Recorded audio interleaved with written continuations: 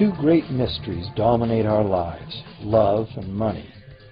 What is love is a question that has been endlessly explored in stories, songs, books, movies, and television. But the same cannot be said about the question, what is money? It's not surprising that monetary theory hasn't inspired any blockbuster movies, but it was not even mentioned at the schools most of us attended. For most of us, the question, where does money come from, brings to mind a picture of the mint, printing bills and stamping coins. Money, most of us believe, is created by the government.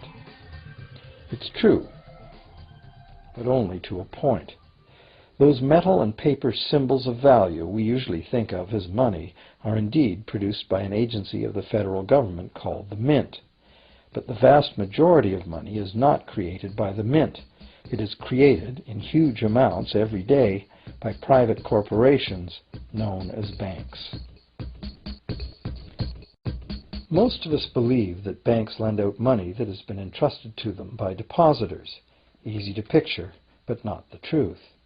In fact, banks create the money they loan, not from the bank's own earnings, not from the money deposited, but directly from the borrower's promise to repay. The borrower's signature on the loan papers is an obligation to pay the bank the amount of the loan plus interest, or lose the house, the car, whatever asset was pledged as collateral. That's a big commitment from the borrower. What does the same signature require of the bank? The bank gets to conjure into existence the amount of the loan and just write it into the borrower's account. Sound far-fetched? Surely that can't be true. But it is.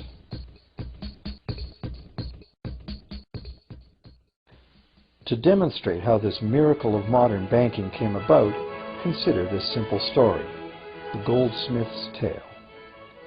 Once upon various times, pretty much anything was used as money.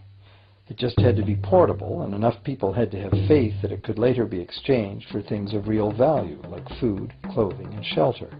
Shells, cocoa beans, pretty stones, even feathers have been used as money. Gold and silver were attractive, soft, and easy to work with, so some cultures became expert with these metals. Goldsmiths made trade much easier by casting coins, standardized units of these metals whose weight and purity was certified.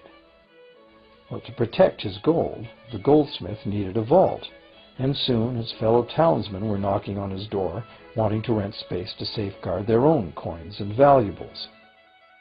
Before long, the goldsmith was renting every shelf in the vault and earning a small income from his vault rental business. Years went by, and the goldsmith made an astute observation. Depositors rarely came in to remove their actual physical gold, and they never all came in at once. That was because the claim checks the goldsmith had written as receipts for the gold were being traded in the marketplace as if they were the gold itself. This paper money was far more convenient than heavy coins, and amounts could simply be written instead of laboriously counted one by one for each transaction. Meanwhile, the goldsmith had another business. He lent out his gold, charging interest. Well, as convenient claim check money came into acceptance, borrowers began asking for their loans in the form of these claim checks instead of the actual metal. As industry expanded, more and more people asked the goldsmith for loans. This gave the goldsmith an even better idea. He knew that very few of his depositors ever removed their actual gold, so the goldsmith figured he could easily get away with lending out claim checks against his depositors' gold, in addition to his own. As long as the loans were repaid, his depositors would be none the wiser and no worse off. And the goldsmith, now more banker than artisan, would make a far greater profit than he could by lending only his own gold. For years, the goldsmith secretly enjoyed a good income from the interest earned on everybody else's deposits. Now a prominent lender, he grew steadily richer than his fellow townsmen, and he flaunted it. Suspicions grew that he was spending his depositors' money. His depositors got together and threatened withdrawal of their gold if the goldsmith didn't come clean about his newfound wealth. Contrary to what one might expect, this did not turn out to be a disaster for the goldsmith. Despite the duplicity inherent in his scheme, his idea did work. The depositors had not lost anything. Their gold was all safe in the goldsmith's vault. Well, rather than taking back their gold, the depositors demanded that the goldsmith, now their banker, cut them in by paying them a share of the interest. And that was the beginning of banking. The banker paid a low interest rate on deposits of other people's money that he then loaned out at a higher interest. The difference covered the bank's cost of operation and its profit. The logic of this system was simple, and it seemed like a reasonable way to satisfy the demand for credit. However, this is not the way banking works today. Our goldsmith banker was not content with the income remaining after sharing the interest earnings with his depositors, and the demand for credit was growing fast as Europeans spread out across the world. But his loans were limited by the amount of gold his depositors had in his vault.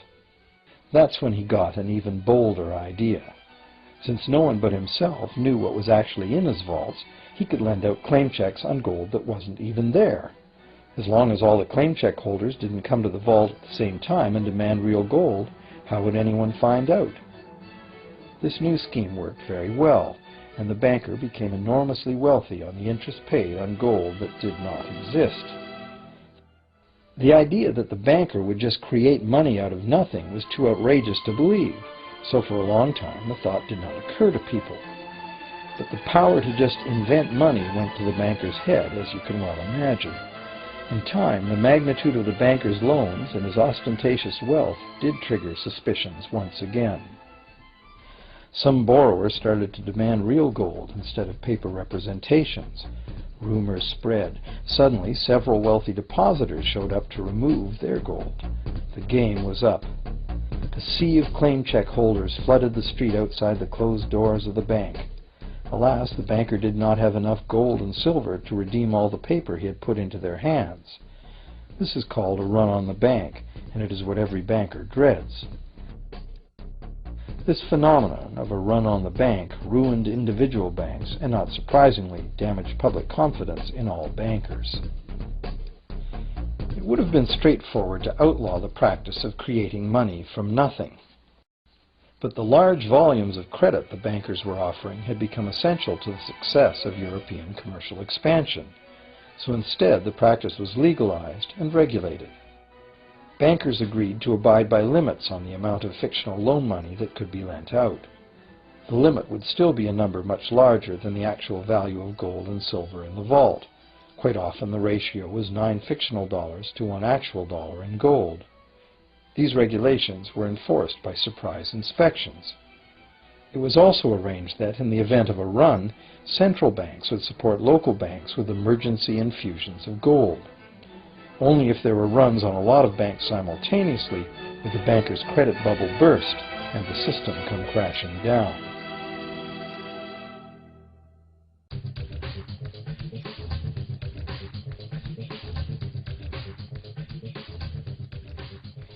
Over the years, the fractional reserve system and its integrated network of banks backed by a central bank has become the dominant money system of the world. At the same time, the fraction of gold backing the debt money has steadily shrunk to nothing. The basic nature of money has changed. In the past, a paper dollar was actually a receipt that could be redeemed for a fixed weight of gold or silver. In the present, a paper or digital dollar can only be redeemed for another paper or digital dollar. In the past, privately created bank credit existed only in the form of private banknotes, which people had the choice to refuse, just as we have the choice to refuse someone's private check today. In the present, privately created bank credit is legally convertible to government-issued fiat currency, the dollars, loonies, and pounds we habitually think of as money. Fiat currency is money created by government fiat or decree, and legal tender laws declare that citizens must accept this fiat money as payment for debt, or else the courts will not enforce the obligation. So now the question is, if governments and banks can both just create money, then how much money exists?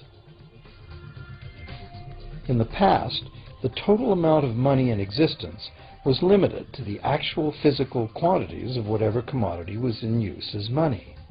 For example, in order for new gold or silver money to be created, more gold or silver had to be found and dug out of the ground. In the present, money is literally created as debt. New money is created whenever anyone takes a loan from the bank. As a result, the total amount of money that can be created has only one real limit: the total level of debt.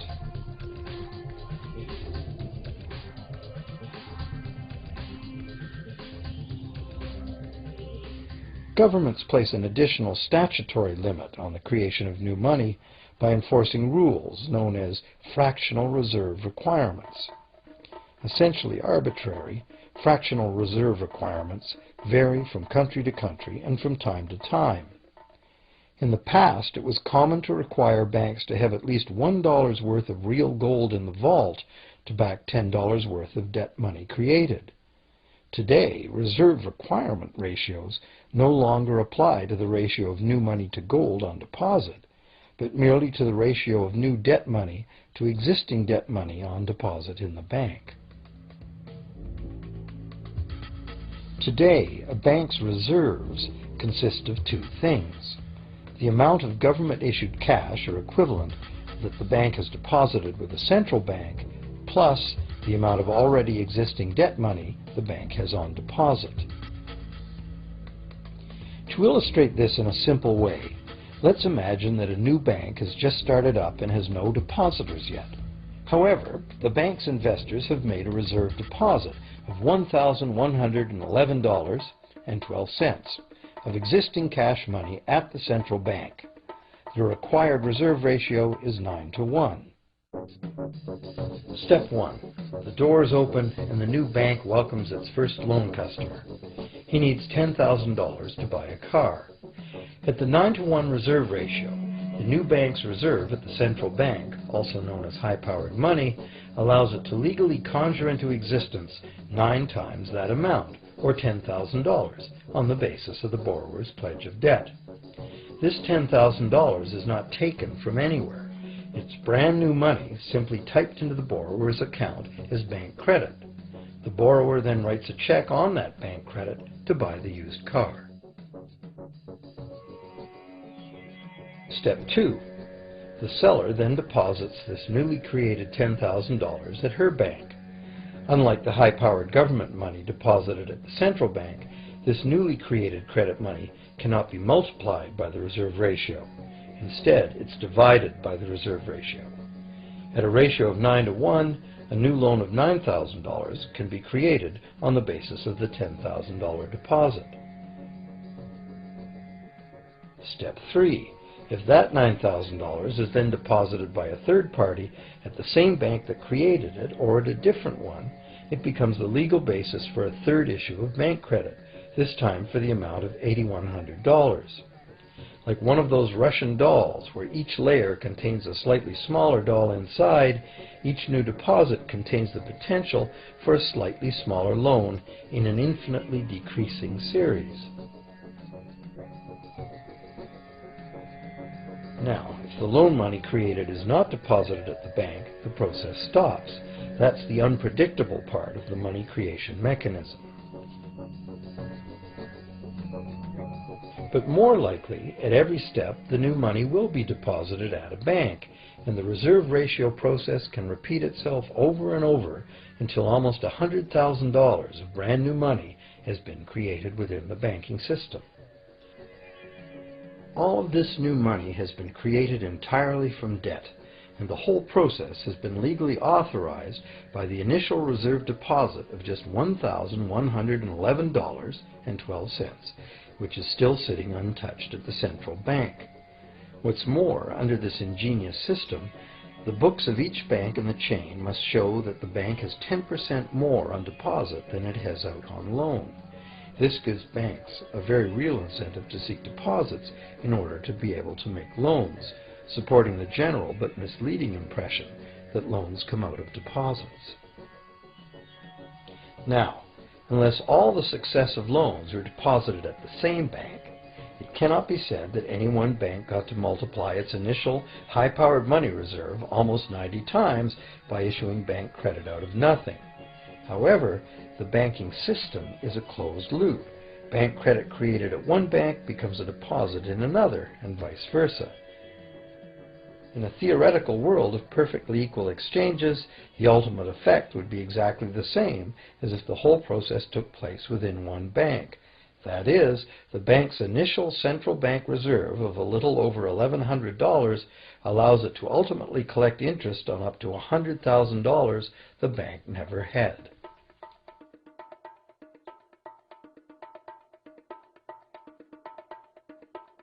If that sounds ridiculous, try this. In recent decades, as a result of steady lobbying by the banks, the requirements to make a reserve deposit at the nation's central bank have all but disappeared in some countries, and actual reserve ratios can be much higher than 9-to-1. For some types of accounts, 20-to-1 and 30-to-1 ratios are common. And even more recently, by using loan fees to raise the required reserve from the borrower, banks have now found a way to circumvent reserve requirement limitations entirely. So, while the rules are complex, the common sense reality is actually quite simple. Banks can create as much money as we can borrow.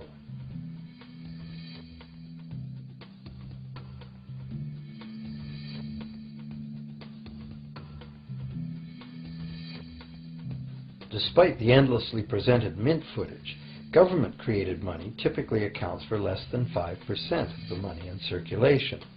More than 95% of all money in existence today was created by someone signing a pledge of indebtedness to a bank. What's more, this bank credit money is being created and destroyed in huge amounts every day, as new loans are made and old ones repaid.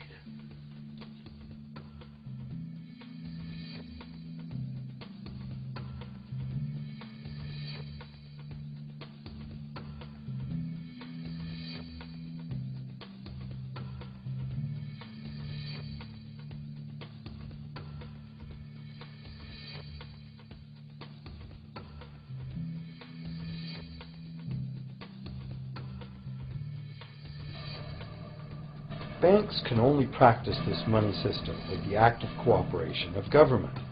First, governments pass legal tender laws to make us use the national fiat currency. Secondly, governments allow private bank credit to be paid out in this government currency. Thirdly, government courts enforce debts.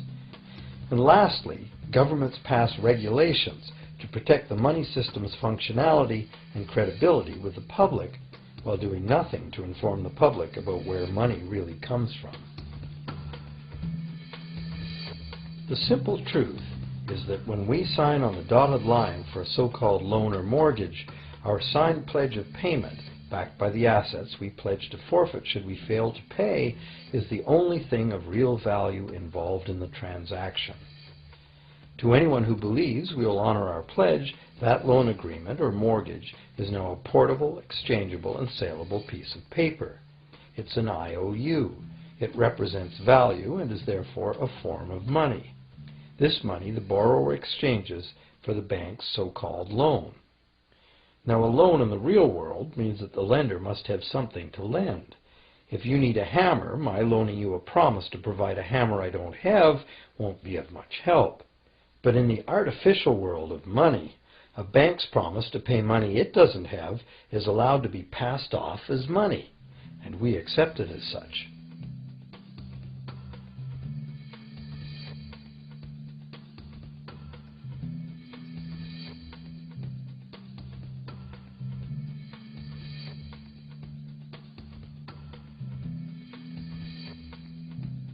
Once the borrower signs the pledge of debt, the bank then balances the transaction by creating, with a few keystrokes on a computer, a matching debt of the bank to the borrower. From the borrower's point of view, this becomes loan money in his or her account, and because the government allows this debt of the bank to the borrower to be converted to government fiat currency, everyone has to accept it as money.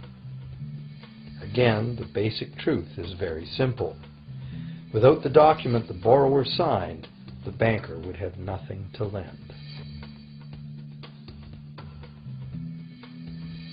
Have you ever wondered how everyone, governments, corporations, small businesses, families, can all be in debt at the same time and for such astronomical amounts?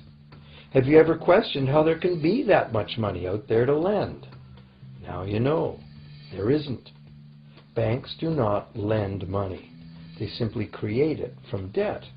And as debt is potentially unlimited, so is the supply of money. And as it turns out, the opposite situation is also true. Isn't it astounding that despite the incredible wealth of resources, innovation, and productivity that surrounds us, almost all of us, from governments to companies to individuals, are heavily in debt to bankers? If only people would stop and think, how can that be? How can it be that the people who actually produce all the real wealth in the world are in debt to those who merely lend out the money that represents the wealth? Even more amazing is that once we realize that money really is debt, we realize that if there was no debt, there'd be no money.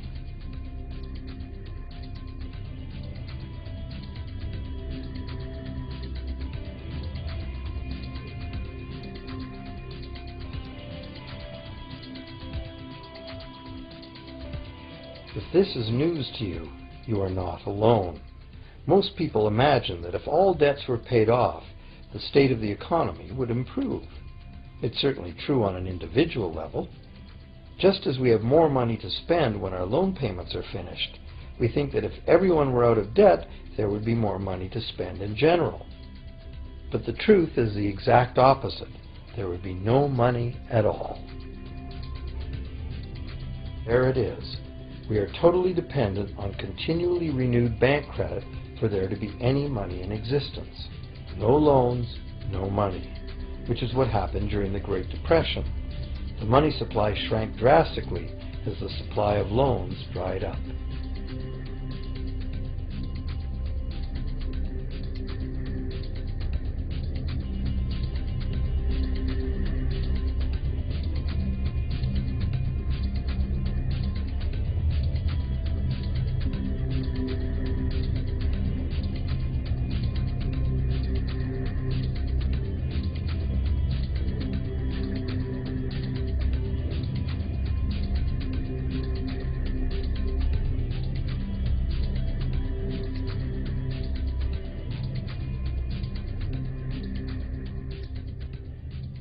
And that's not all. Banks create only the amount of the principal. They don't create the money to pay the interest. Where is that supposed to come from? The only place borrowers can go to obtain the money to pay interest is the general economy's overall money supply. But almost all that overall money supply has been created exactly the same way, as bank credit that has to be paid back with more than was created. So everywhere there are other borrowers in the same situation, frantically trying to obtain the money they need to pay back both principal and interest from a total money pool which contains only principal. It is clearly impossible for everyone to pay back the principal plus interest because the interest money doesn't exist. This can even be expressed by a simple mathematical formula. The big problem here is that for long-term loans, such as mortgages and government debt, the total interest far exceeds the principal. So unless a lot of extra money is created to pay the interest, it means a very high proportion of foreclosures and a non-functioning economy. To maintain a functional society, the rate of foreclosure needs to be low. And so, to accomplish this, more and more new debt money has to be created to satisfy today's demands for money to service the previous debt. But of course, this just makes the total debt bigger, and that means more interest must ultimately be paid, resulting in an ever-escalating and inescapable spiral of mounting indebtedness.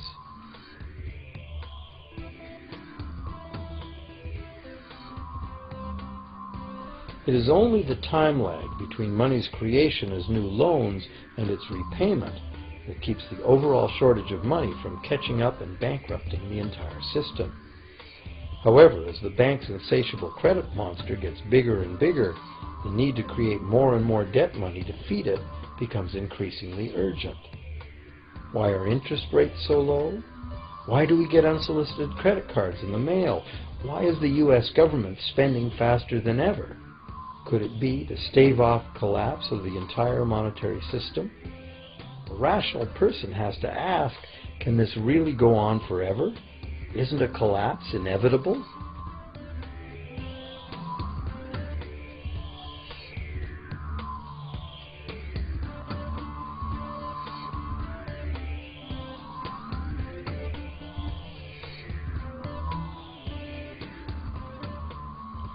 Money facilitates production and trade.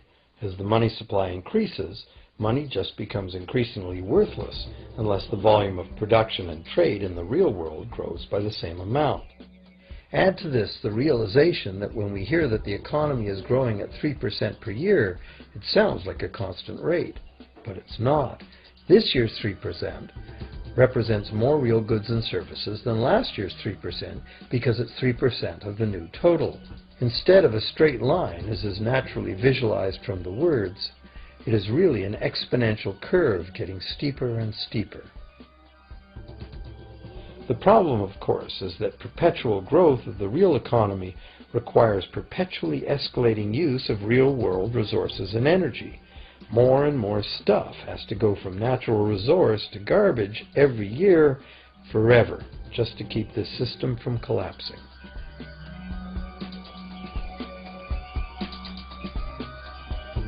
What can we do about this downright scary situation? For one thing, we need a very different concept of money. It's time more people ask themselves and their governments 4 simple questions. Around the world, governments borrow money at interest from private banks. Government debt is a major component of total debt, and servicing that debt takes a big chunk of our taxes.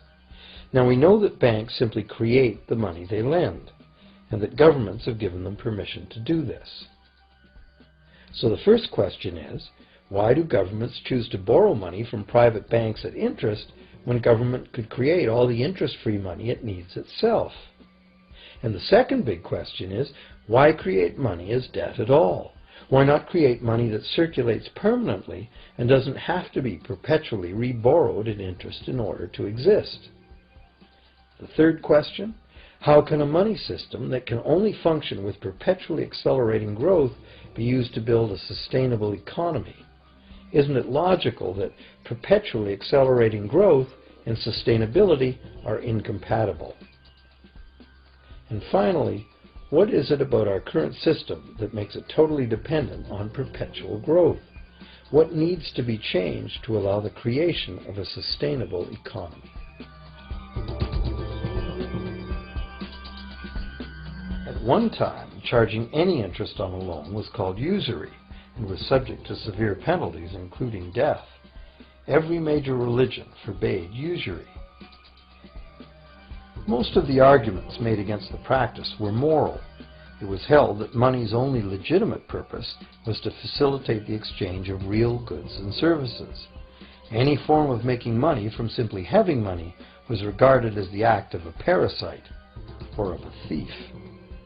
However, as the credit needs of commerce increased, the moral arguments eventually gave way to the argument that lending involves risk and loss of opportunity to the lender, and therefore attempting to make a profit from lending is justified.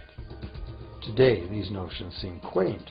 Today, the idea of making money from money is held as an ideal to strive for. Why work when you can get your money to work for you? However, in trying to envision a sustainable future, it's very clear that the charging of interest is both a moral and a practical problem. Imagine a society and economy that can endure for centuries because, instead of plundering its capital stores of energy, it restricts itself to present-day income. No more wood is harvested than grows in the same period. All energy is renewable, solar, gravitational, geothermal, magnetic, and whatever else we discover. This society lives within the limits of its non-renewable resources by reusing and recycling everything, and the population just replaces itself. Such a society could never function using a money system utterly dependent on perpetually accelerating growth. A stable economy would need a money supply at least capable of remaining stable without collapsing. Let's say the total volume of this stable money supply is represented by this big circle. Let's also imagine that moneylenders must actually have existing money to lend. If some people within this money supply begin systematically lending money at interest, their share of the money supply will grow. If they continually reloan at interest all the money that gets paid back, what's the inevitable result? Whether it's gold, fiat, or debt money doesn't matter. The moneylenders will end up with all the money. And after the foreclosures and bankruptcies are all filed, they'll get all the real property too. Only if the proceeds of lending at interest were evenly distributed among the population would this central problem be solved. Heavy taxation of bank profits might accomplish this goal, but then why would banks want to be in business? If we were ever able to free ourselves of the current situation, we could imagine banking run as a non-profit service to society, dispersing its interest earnings as a universal citizen dividend, or lending without charging interest at all.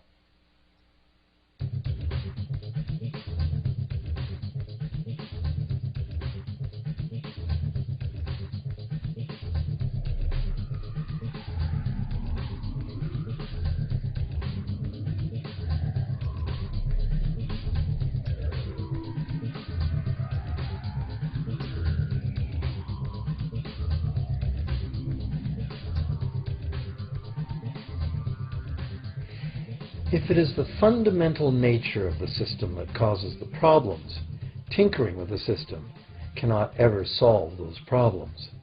The system itself must be replaced.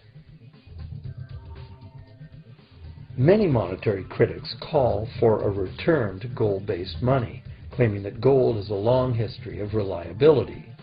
They ignore the many scams that can be played with gold, shaving coins, debasing the metal, cornering the market, all of which were abundantly practiced in ancient Rome and contributed to its fall. Some advocate silver, it being more abundant than gold and therefore more difficult to corner. Many question the need to bring back precious metals at all. No one wants to go back to carrying heavy sacks of coins to go shopping. It's a certainty that paper, digital, plastic, or more likely biometric ID money would be the real medium of trade, with the same potential for creating unlimited debt money we have now.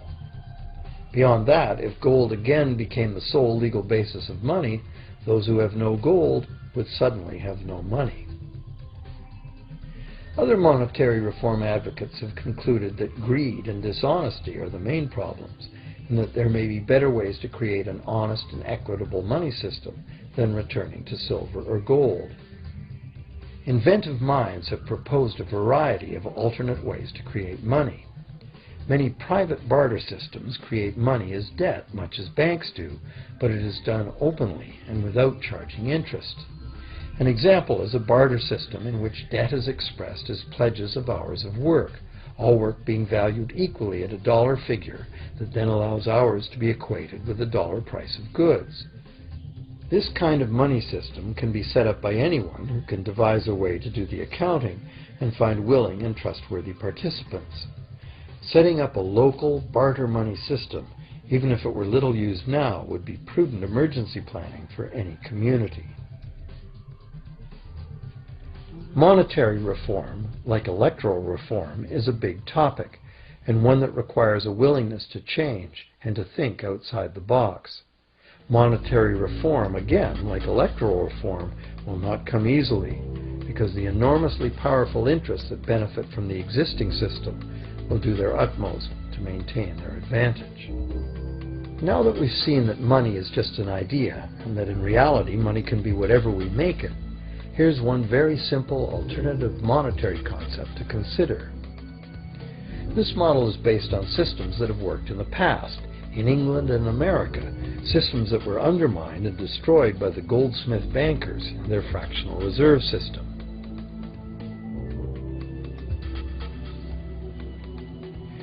create an economy based on permanent interest-free money, money could simply be created and spent into the economy by the government, preferably on long-lasting infrastructure that facilitates the economy, such as roads, railroads, bridges, harbors, and public markets. This money would not be created as debt, it would be created as value, that value being in the form of whatever it was spent on. If this new money facilitated a proportional increase in trade requiring its use, it would cause no inflation whatsoever. If government spending did cause inflation, there would be two courses of action available. Inflation is equivalent in effect to a flat tax on money. Whether the money goes down in value 20% or the government takes 20% of our money away from us, the effect on our buying power is the same.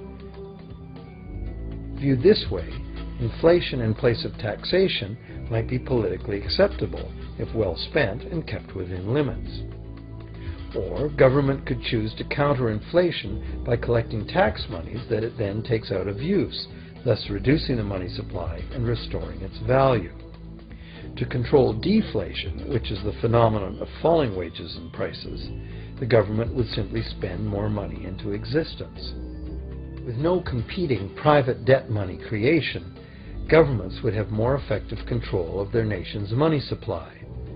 The public would know whom to blame if things went wrong. Governments would rise and fall on their ability to preserve the value of money. Government would operate primarily on taxes, as it does now, but tax money would go much, much further, as none of it would be required to pay interest to private bankers.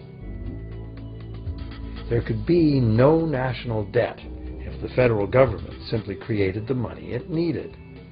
Our perpetual collective servitude to the banks through interest payments on government debt would be impossible.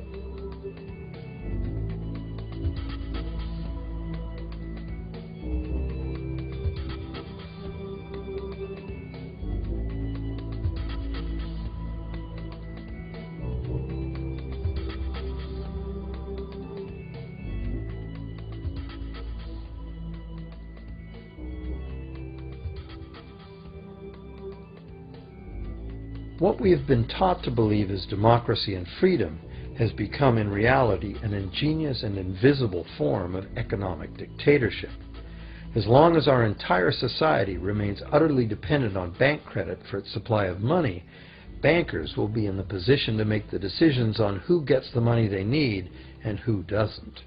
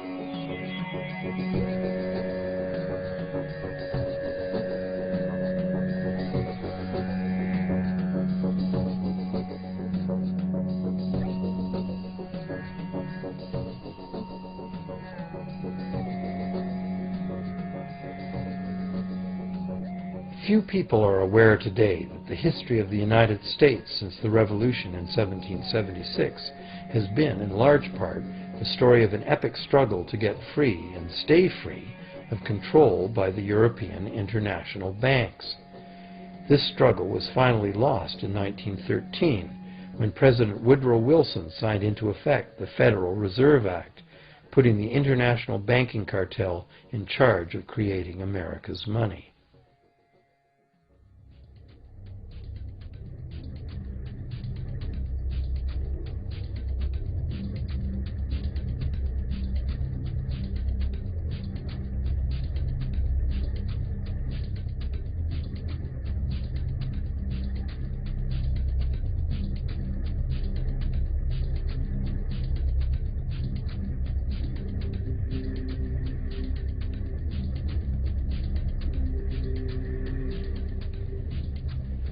The power of this system is deeply ingrained. So is the educational and media silence on the subject. Years ago, a Canadian Deputy Prime Minister surveyed scores of non-economists, both highly educated professionals and common-sense people on the street, and found that not one of them had an accurate understanding of how money is created. In fact, it's probably safe to say that most people, including the frontline employees of banks, have never given the matter a moment's thought. Have you?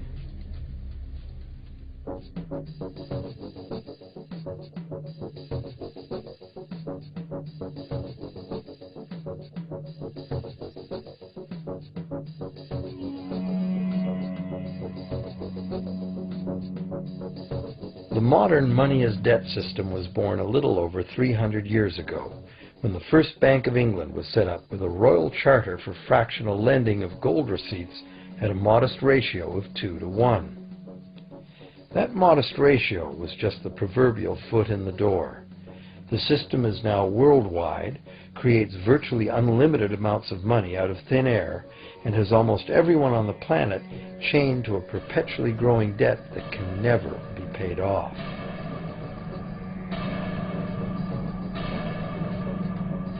Could it have all happened by accident? Or is it a conspiracy?